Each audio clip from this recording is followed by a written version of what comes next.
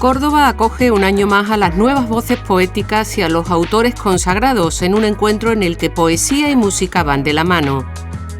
La directora y actriz Raquel Madrid estrena en el Lope de Vega de Sevilla P de Partida, una obra coral sobre los cambios vitales que vivimos todos. Nueva propuesta del coreógrafo y bailarín onubense Guillermo Weikert, una obra que cuestiona en escena nuestros vicios a la hora de sentir lo que vemos.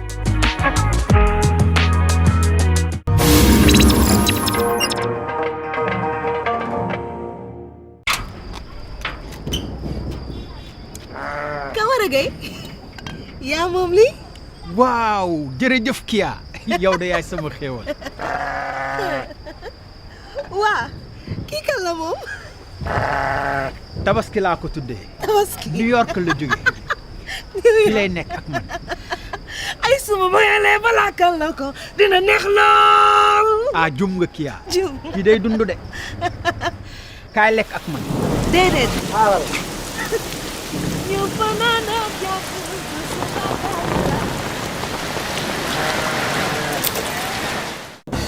Visto desde Europa, y muy poco visto, el cine africano sigue prisionero de nuestros clichés, nuestros prejuicios y nuestra ignorancia. Hace 17 años que el Festival de Cine Africano de Tarifa lucha por visibilizar un cine joven y fresco, tan bueno o tan malo, tan bien o tan mal hecho como cualquier otro. A partir de mañana, el Festival de Cine Africano de Tarifa, ya sea en proyecciones presenciales o a través de filming, nos invita a descubrir la variada y excitante realidad de un continente que los medios de comunicación no estamos contando. Pero el cine sí.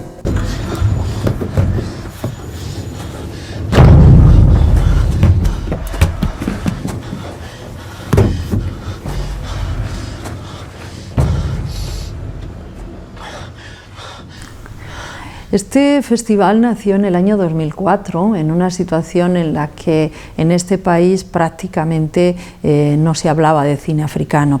Todo el panorama ha cambiado muchísimo, ha cambiado en España y ha cambiado en África también. El público inicialmente estaba casi solo vinculado a ONGs y ahora mismo pues el público de Tarifa es un público muy variopinto, pero sobre todo pues gente que ama el cine. Es aquí nuestra zona de intervención. En colaboración con las Fuerzas Armadas, la Policía Nacional, la Policía Local, la Portuaria, Diwana. En caso de necesidad, nos envían militares de refuerzo. En el continente africano hay diferencias enormes, es un continente muy grande. Las realidades son muy distintas. Hay industria, en algunos países, muy poquita. En general lo que hay son productores aislados, son directores, y si yo pudiese decir que hay una asignatura pendiente en el continente es justamente esa, la de la consolidación de una industria propiamente dicha.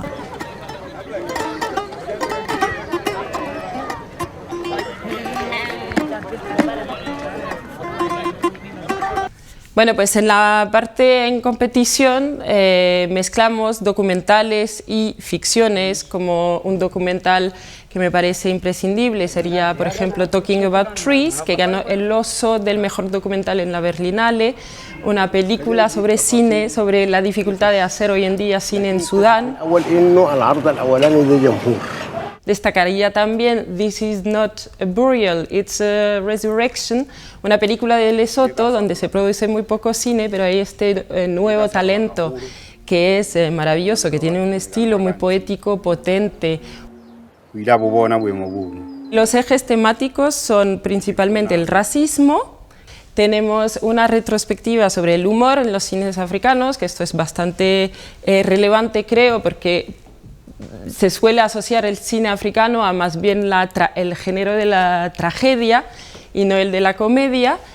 Tenemos una sección sobre que celebra un poco los 60 años de las independencias africanas. Alors l'étoile avait dit la lumière qui nous guide vers un Burkina où il fait bon vivre.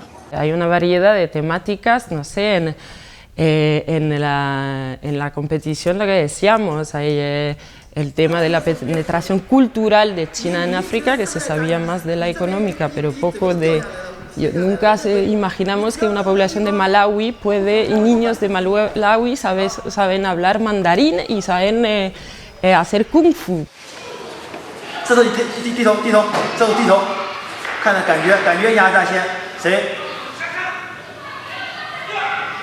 Hay muchas películas africanas y hay también muchas películas europeas sobre África. Y es verdad que a los 5 minutos tú puedes ver si la mirada está llena de prejuicio o es una mirada de voy en tierra desconocida a descubrir. Si se nota al primer minuto que te voy a demostrar mi tesis que en África todo el mundo muere de hambre, por ejemplo, yo qué sé, yo en general no consigo pasar de la media hora de visionar.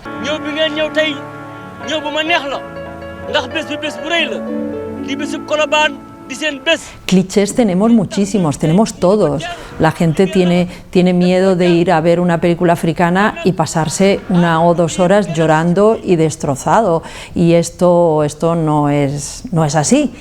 Lo cual no quiere decir que no haya películas en donde verdaderamente se esté hablando de realidades muy duras. Los medios de comunicación, tristemente, todavía lo que la poca información que llega hasta nosotros es cuando pasa dramones.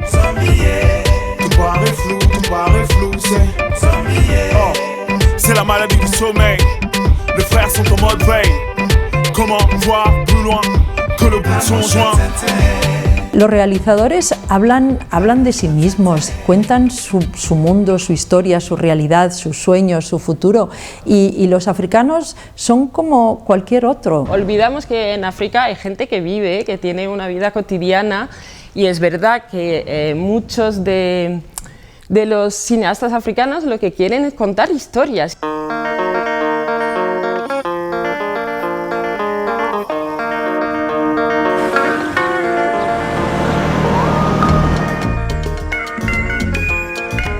Es a la vez una forma de informarse sobre realidades desconocidas del continente y también una forma de acercarnos a ellos viendo que pues, son humanos como cualquiera, que sienten, que tienen sentimientos, que están tristes, que aman, que ríen.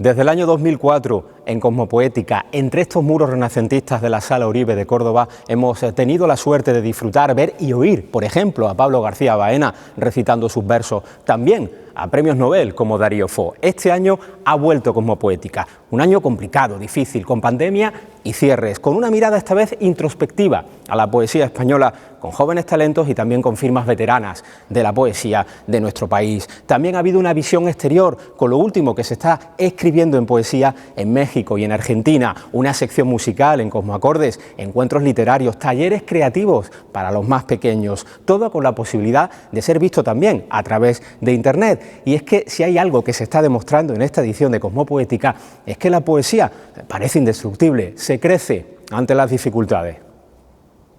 Madrigal de trigo, harina en el cielo, quebrar las hojas, el jugo que se extiende faringe abajo, espolvorear las pegas blancas, los gusanos en cordillera. Es un gesto firme, algo tenso, como de urgencia. Mover las manos, mezclarlo todo, que sea breve. Allí, madre vikinga, cantando por las flores, pena, penita, pena, con cordeles de esclava, sus sienes pedernal, gran desierto de arena. Niña vikinga en armas, coraje, escarcha, siente hielo en los pies. Me encontré con Alberti en unas lecturas que dimos juntos, uno de aquellos veranos, y me dijo Alberti, ¿qué estás haciendo? Y yo dije, un horror. ¿Cómo un horror? Y dije, sí, porque yo que quería ser un poeta de vanguardia, resulta que estoy escribiendo antiguallas, romances, cosantes, sonetos, liras. Y me dijo Alberti, pero hombre, ¿cómo puedes decir eso? ¿Tú crees que para un arquitecto el círculo o el ángulo recto han dejado de existir o son arcaísmos? Bocas abiertas sin dientes ni labios brotan de cada rastro.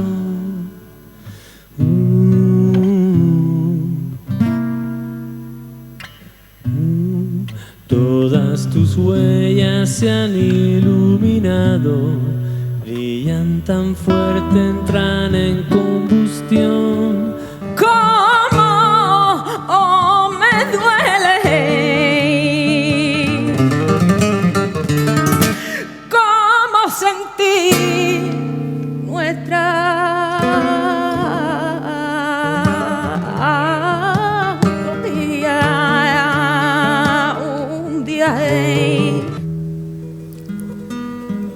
Hoy tocaron los grandes violinistas del mundo, a los grandes virtuosos, y me quedé maravillado. Si yo tocase así como un virtuoso, pero yo no tenía escuela, ni método, ni disciplina, y sin estas tres virtudes no se puede ser virtuoso. Me entristecí y me fui por el mundo a llorar mi desdicha. Una vez oí en un lugar, no sé cuál, solo el virtuoso puede ver un día la cara de Dios.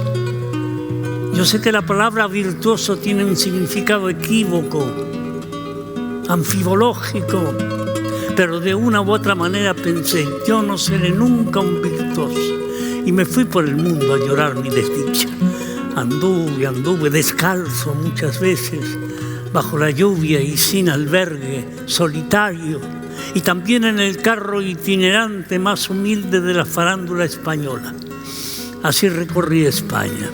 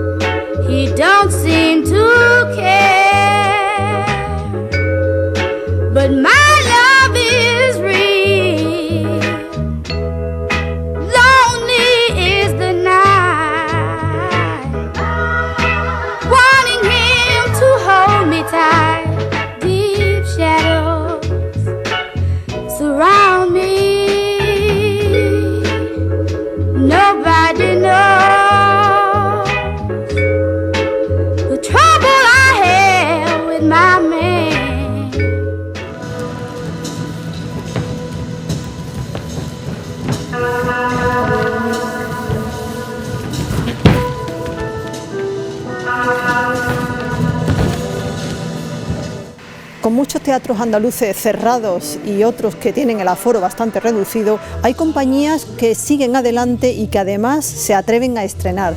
Es lo que ocurre con dos compañías andaluzas que el próximo 5 de diciembre estrenarán en el Teatro Lope de Vega de Sevilla. Es la obra P de Partida, teatro y danza para la reflexión en estreno absoluto.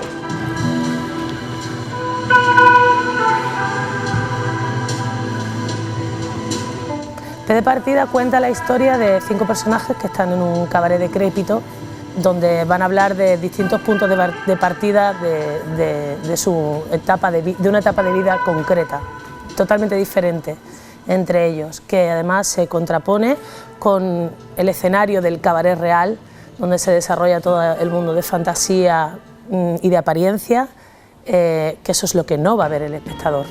Queríamos hacer una especie de metáfora, juego de palabras entre la P de partida porque estos intérpretes en el camerino se juegan partidas de cosas, de juegos de mesa, principalmente juegos de azar. Y hace referencia a punto de partida, porque se encuentran en un punto de partida específico de un momento vital de sus vidas. Entonces no nos quedaba otra que hacer algo artístico con esto. ¿Qué pasa? ¿Hoy eres un emoticono? ¿No quieres hablar? Daba la casualidad que cada uno de nosotros estaba en un momento vital como de que había que volver a empezar, ¿no? Y algo que empezó como una vivencia personal, como una experiencia personal que íbamos a utilizar para querer contar algo, cuando ha pasado todo lo que ha pasado, pues de repente creo que el público puede sacar una lectura muy acorde con las vivencias que pueda estar ahora teniendo, desde la pérdida de una persona que tengas en tu vida, hasta una ruptura amorosa, hasta un cambio incluso de país en el que tienes que vivir y tienes que volver a empezar desde cero. Entonces hay miles de situaciones que la gente puede verse identificada con esto de tener que volver a empezar. Y tu voz interior te dice que así no puedes seguir, que necesitas un cambio. Cuando uno tiene que empezar algo de nuevo, a veces se siente muy solo. Y en el momento en que tú haces esto, lo muestras en un escenario, lo conviertes universal. Lo personal, si lo subes a escena y lo muestras, al final te das cuenta de la identificación o la catarsis hace que ese sentimiento sea universal. Tener buena suerte, usted va a aprender a tener buena suerte, usted va a aprender a tener buena suerte. ¡Pico! ¡Pico! ¡Pico! ¡Mira cómo bailo! La idea era estrenarlo, pues, si no me equivoco, en marzo, pero por las circunstancias en las que estamos se tuvo que aplazar y vamos a estrenarlo ahora y con toda la ilusión del mundo. Por aquello del aforo se podría haber esperado un poco más, sí, pero las ganas de trabajar, las ganas de dar a conocer este espectáculo como cualquier otro no se nos ha quitado. Entonces, si desgraciadamente a día de hoy tiene que ser un 50% del aforo, pues le vamos a dar a ese 50% del aforo el 110% de lo que nosotros podemos ofrecerle. De hecho, la naturaleza se compone de seres en proceso, en cambio, pasando del ser al no ser. Me parece que el azar ha hecho que un mensaje que en un principio no tenía nada que ver con este tema, pues que de repente pueda cobrar un sentido también, ¿no? La necesidad de creación comenzó antes de verano del 2019, con lo cual, bueno, ahora ha ocurrido esto, pero hay que seguir respirando y viviendo como elección de vida, ¿no?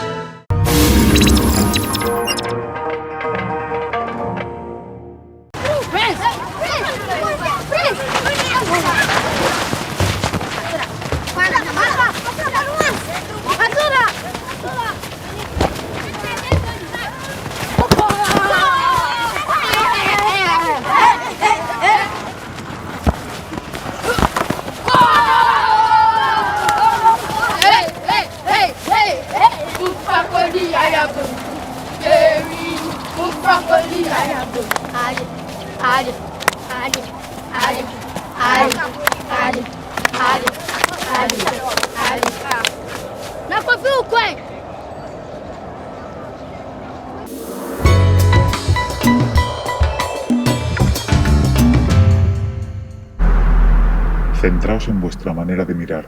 ¿Qué hace vuestro ojo?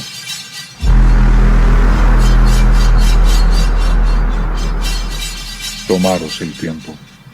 Para mirar, para percibir el movimiento sin perder el contacto visual. En silencio nos descubrimos reconociendo sin juzgar. El trabajar con la apariencia daba mucho juego para articular una dramaturgia en paralelo, porque el espectáculo está basado en las 4 pruebas fundamentales de la visión, ¿no? Que son la agudeza visual, la prueba de refracción, campo visual y visión cromática, pero al mismo tiempo iban apareciendo todas estas similitudes de el parece que, ¿no?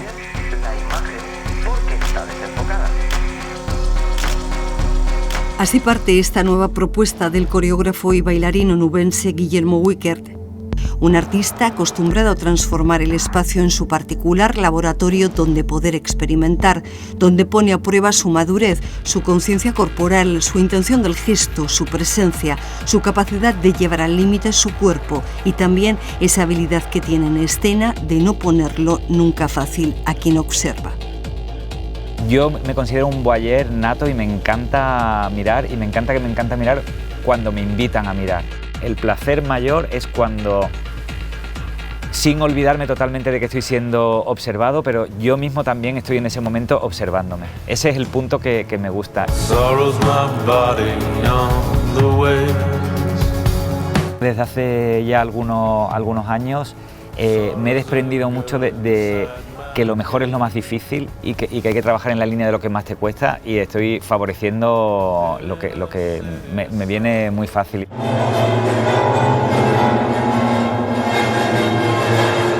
El trabajar sobre una superficie, el deslizar, ese tipo de cualidades siempre me han dado mucho gusto, y siento que además le sienta bien a mi cuerpo. O sea, es una manera de, a través del movimiento, recuperarme y regenerarme.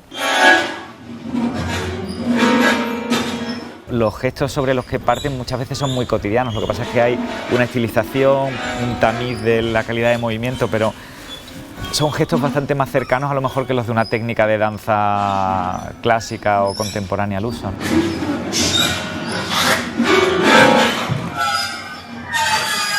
En el año 2004 así que empecé a colaborar con Víctor Joaquim, que es uno de los pioneros de la música electrónica y que además trabaja, si acaso, una parte de la electrónica más dura o menos comercial, pero que a mí siempre me ha parecido muy inmediata y muy orgánica, porque se conecta mucho con ritmos orgánicos y ritmos del cuerpo, y desde ahí trato siempre de buscar una especie de dramaturgia de la música también, en la que el ritmo acompañe el proceso y el viaje que se está proponiendo desde lo escénico.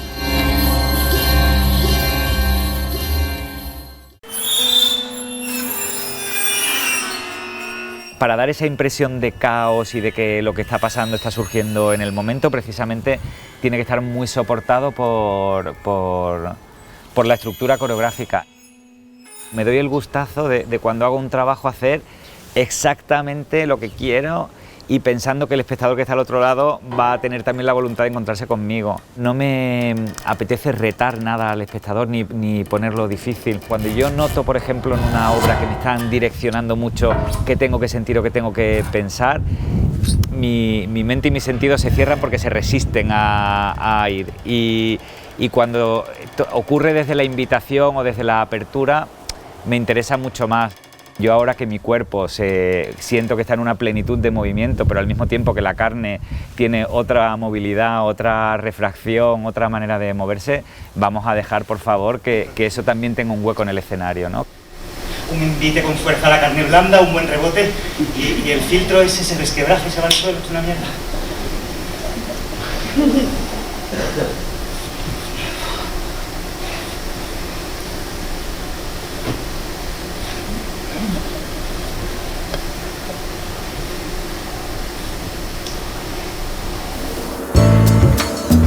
Me llamo Alejandro Salgado, soy cineasta y me gustaría recomendaros El pan a secas o El pan desnudo, depende de la edición, de Mohamed Shukri.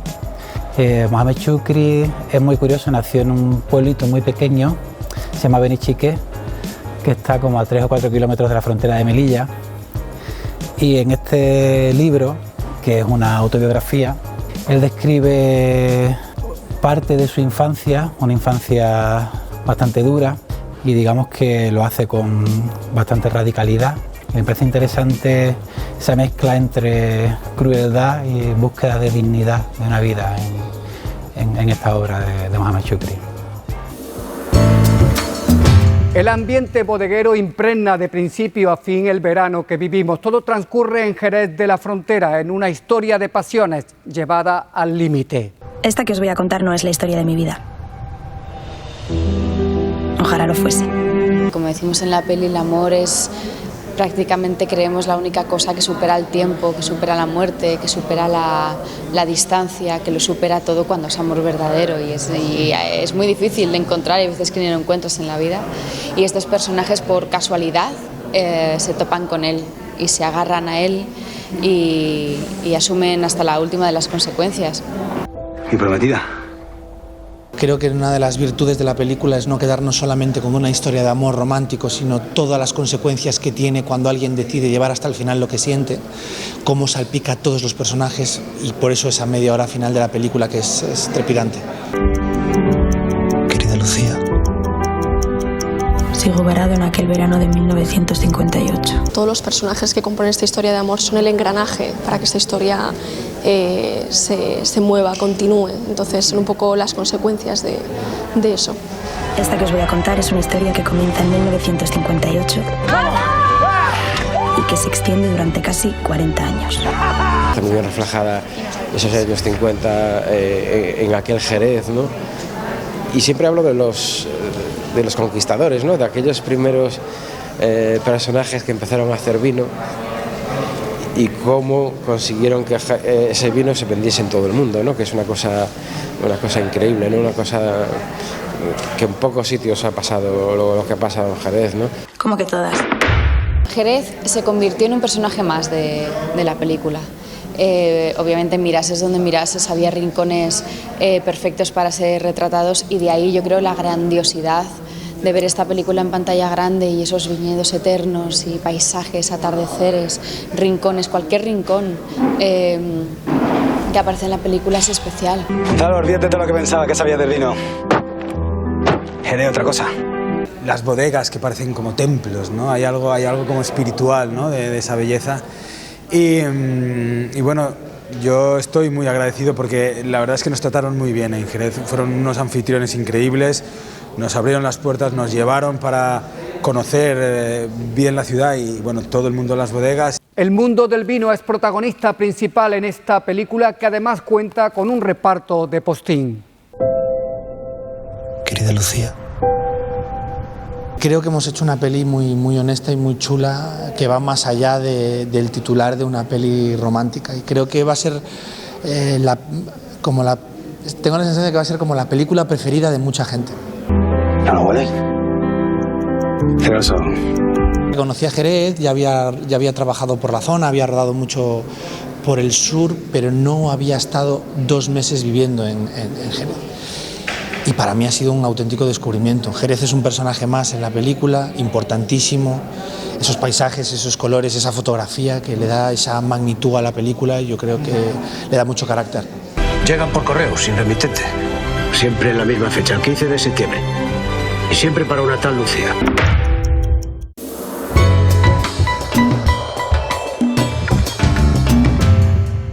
O caminho do bem